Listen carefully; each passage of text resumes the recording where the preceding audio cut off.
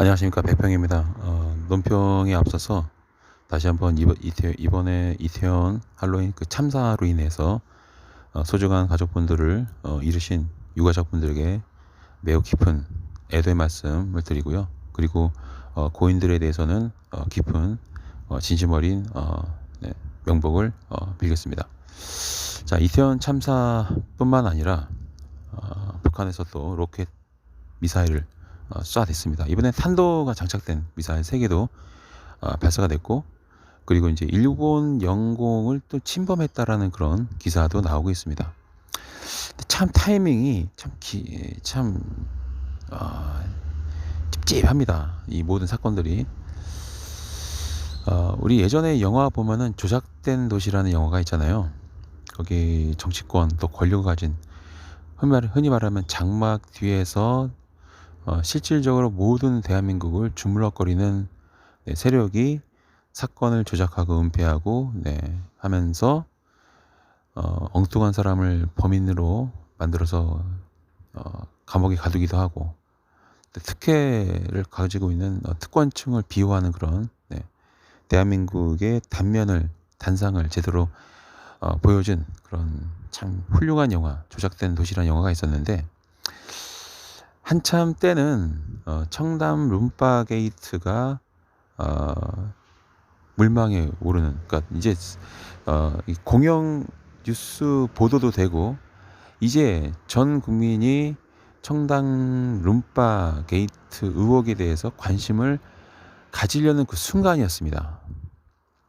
그런데 누군가가 그 한 명도 아니고 여러 명이, 남자들이고 여자도 아니고요, 남자들이 밀어라고 소리를 쳤다라는 제보가 지금 잇따르고 있죠. 그래서 지금 경찰국에서도 경찰이 어떻게 하고 있죠? 그 CCTV를 분석해가지고 최초로 그 뒤에서 밀자고 하고 밀기 시작한 그 남성들을 이제 추적하고 있다, 그런 언론 보도가 있습니다. 저도 지금 국가 애도기간 이 기간에 이 이태원 참사를 정치적인 어떤 해석을 통해서 보고 싶진 않아요. 그렇게 논평하기가 해야 되나 말해야 되나 고민이 좀 깊었습니다. 그리고 지금 이렇게 논평하고 있지만, 분석하고 있지만은 이태원 할로윈에 대해서는 딱히 저는 뭐 비판적인 그런 의식을 전혀 가지고 있지 않습니다. 오히려 저는 매년 이태원 할로윈 축제에 참가했던 사람이고, 일 때문에 제가 그날은 못 갔지만은 뭐 롯데월드에서 가족들과 함께 할로윈 축제를 즐겼고, 저도 코스프레하고 나갔어요. 저도 괴물 복장하고 롯데월드 돌아다녔고, 그다음에 이태원도 가고 싶었는데 올해따라 이상하게 일정이 안 맞아가지고 이태원은 못 갔어요. 뭐 개인적으로는 참 신기하죠. 그러니까 뭐 가자 주변에서 그러는데 도저히 제가 시간이 안 나서 못 간 거거든요. 아마 여건이 됐으면 저는 그날 갔을 거예요, 아마. 물론 갔었더라도 그 골목은 안 들어가요, 저는. 그래서 매년 거기 가지만 이상하게 뒷골목은 안 가고 싶더라고요. 사람이 너무 많아가지고. 그래서 항상 입구에서 뒤돌아 섰기 때문에 아마 갔어도 저는 사고를 당하지 않았을 것 같긴 합니다. 이제 중요한 건 그게 아니고, 그만큼 저도 이제 이 할로윈 이 축제를 벌써 한 20년 정도 즐겨오고 있어요. 저도 이제 미국 문화 속에서 자란 사람이죠. 어릴 때부터. 그래서 할로윈을 되게 좋아합니다. 그래서 벌써 몇십 년 되는데, 한 가지 아쉬운 좀 미심적인 면이 뭐냐면, 참 이런 얘기가 참 되게 어렵긴 하죠. 그러니까 다들 아마 마음속으로는 긴가민가 뭐 약간 그런 생각이 들긴 할 거예요. 왜 하필이면 이때일까? 그러니까 매년 할로윈 축제가 열렸는데 왜 지금만, 올해만 특히 이 정부 차원에서 이 사고를 예방할 수 있었음에도 불구하고 왜 하지 않았을까? 그러니까 마지막 지금 윤석열 정권의 정부의 특징이 뭐냐면 부작위에 의한 국정 태만이잖아요, 어떻게 보면요. 그러니까 뭔가를 막 저질러서 문제가 된 게 아니라 안 해서 문제가 되는 게 많잖아요. 경제도 내동댕이 치고 뭐도 민간 사유한다고 하고 민영화한다고 하고 맨날 툭하면 귀찮으니까, 그러니까 경영하기 운영하기 귀찮으니까 그냥 민영화로 돌려버리는, 그러면서 또 민영화로 인해서 중간에 누군가는 엄청난 특혜를 또 보겠죠. 이익을 보겠죠. 저는 한 가지 딱 드는 생각이 이거예요. 그 부자기의 행정, 부자기의 국정 태만, 이게 현 정부의 가장 특징이다. 좀 특별한 게 보이는, 눈에 튀는 특징이란 말이에요.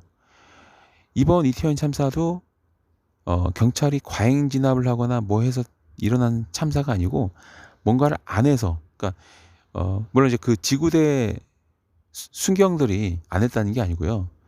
정부 차원의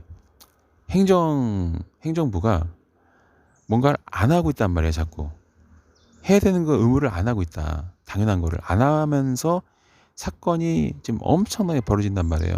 외교도 마찬가지죠. 외교도 문재인 정부 같은 경우는 아마 이 전기차 관련해서, 이 보조금 관련해서 이렇게 법안이 딱 통과가 되면은 아마 정부 차원에서 미리 감지하고 엄청나게 적극적으로 달려들어 가지고 그런 일을 막았을 건데, 이놈의 윤석열 정부는 그런 걸 안 한단 말이에요. 그러니까. 그럼 이번에 이태원 참사도 해야 될 거를 안 했다는 거죠. 그래서 이번 참사가 벌어졌다는 거잖아요. 근데 이 시기가 청담동 룸바 게이트 의혹이 전국적으로 전 국민의 관심에 오르면서 확산되는 그런 시기에 왜 부자기에 의한 이태원 참사가 벌어지고 또 북한에서 갑자기 왜 미사일을 막 쏴댈까? 그래가지고 요즘 언론 보도를 보면은 청담동 룸바는 아예 쏙 들어갔습니다. 신기하죠. 좀 이상하죠.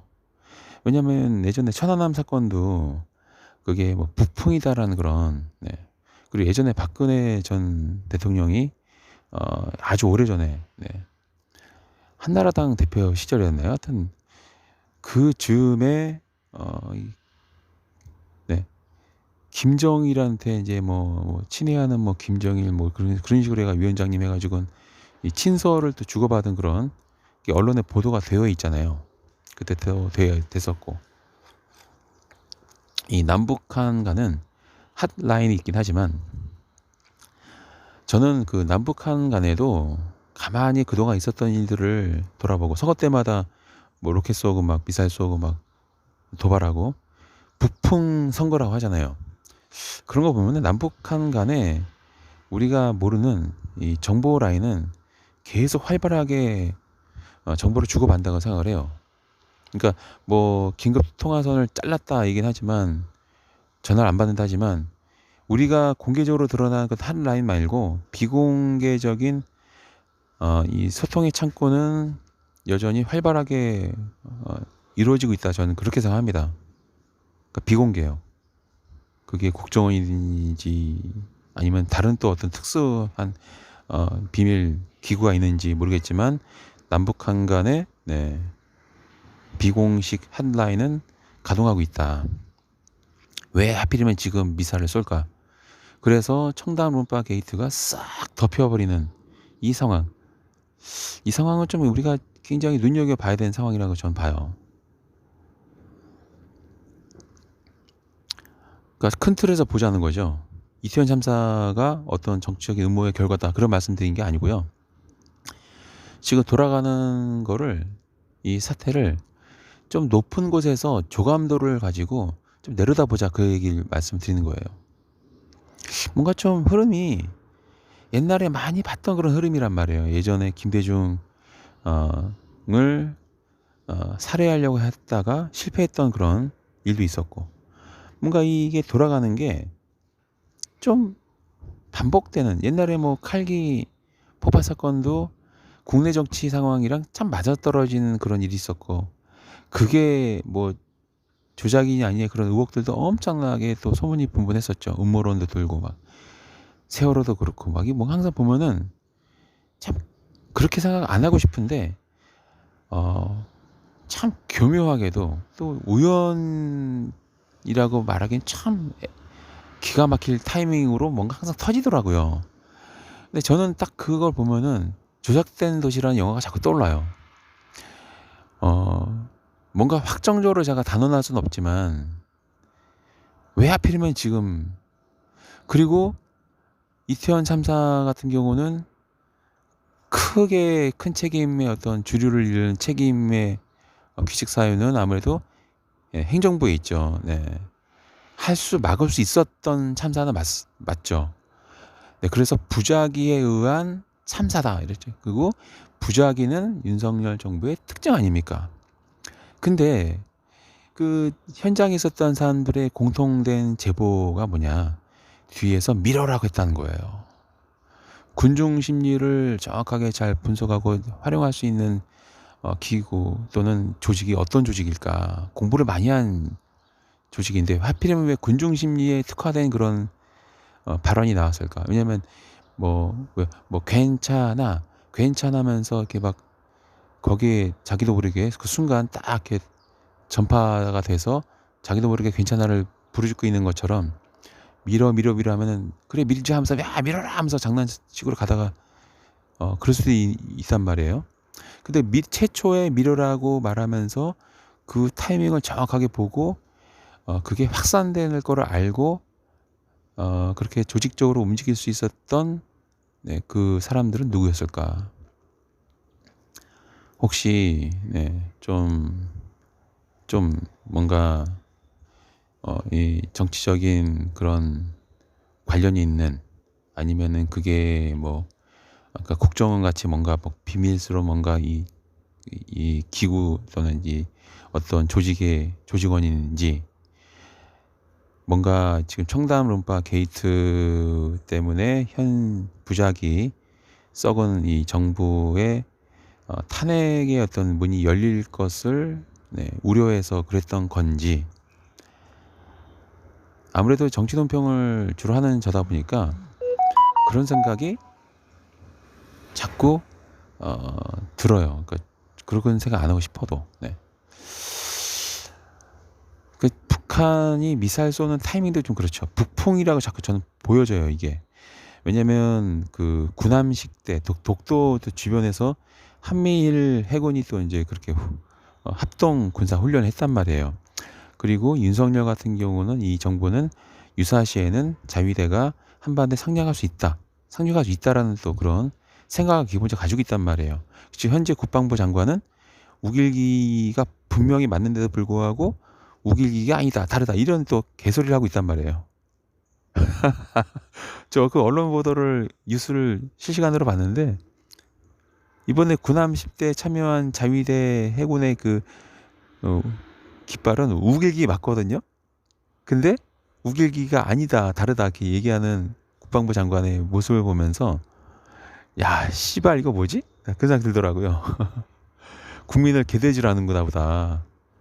눈깔이 삔 새끼 아니면 누가 그거를 우길기랑 다르다고 생각을 할까? 그 말도 안 되는 그 뻘소리를, 헛소리를 현재 우리나라 대한민국의 국방부 장관이 일본은 조용히 하고 있는데 나 앞장서서 해명하고 있다. 네. 그 해명도 그러면 설득력은커녕 진짜 이거는 어디 개짖는 소리죠. 네. 우길기가 맞는데, 그러니까 그래서 북한은 핵 개발을 할 때 일본으로부터 핵 개발에 필요한 기술과 이 소재와 이 부품들을 밀수 받았단 말이에요. 일본이 북한 핵 개발을 원조를 했단 말이에요. 그게 또 몇 년 전에 JTBC 통해서 보도가 되었고, 그때 또 하태경 의원이 아마 그걸 또 그 구글에 찾으면 나온다면서 또 의기양양하게 또 밝히기도 했죠. 기자회견까지 열어서. 그러니까 북한이 도발할 때에는 일본의 이익에도 도움이 되고 일본 국내 정치에도 도움이 되고 우리나라 정치에도 도움이 되기 때문에 쏜 경우가 굉장히 많단 말이에요. 근데 남쪽에도 멧돼지들이 많고 북쪽에도 멧돼지들이 많겠죠. 산돼지들이. 우리나라도 그래서 멧돼지 포획을 하잖아요. 그러니까 남북한 돼지들이 남북한 돼지들이 혹시 이거 짜고 치는 거 아니야? 그런 생각도 그동안에 우리나라에 있었던 일들을 생각해 보면은 야, 청담 룸바 게이트는 우리가 꼭 파헤쳐야겠다라는 생각이 더 든다는 거죠. 그러니까 오늘 이 방송의 이 결론은 뭘까요? 청담 룸바 게이트를 절대로 덮으면 안 된다. 그 이태원 참사가 정치적 음모의 결과라 말씀을 드린 게 절대 아닙니다. 그리고 북한의 미사일 쏘는 거는 좀 의심이 된다. 왜냐면 우리나라는 항상 정치권에서 뭔가 필요할 때마다 북한에서 미사일을 쏴줬잖아요. 북풍 선거. 그래서 저는 지금 일어나는 일들의 연속을 보면은 대통령이 앞장서서 뭐 어떤 유튜버에 따르면은 천공이 말했기 때문에 지금 거의 3일째 매일같이 분향소에 가는 거다. 이런 의혹 제기도 있단 말이에요. 소문이 있죠. 그러니까 이 모든 거를 보면은 결국은 어 룸바 게이트는 반드시 국민적 차원에서 관심을 가지고 끝까지 파고들어야 되고, 그다음에 천공과 윤석열과 김건희의 이 관계가 최순실 박근혜 국정농단 그 이상을 간다고 저는 봐요. 이건 굉장히 심각한 거죠. 네. 이 모든 것이 명확하게 입증이 되고 검증이 되는 날 윤석열은 반드시 탄핵이 돼야 된다. 네.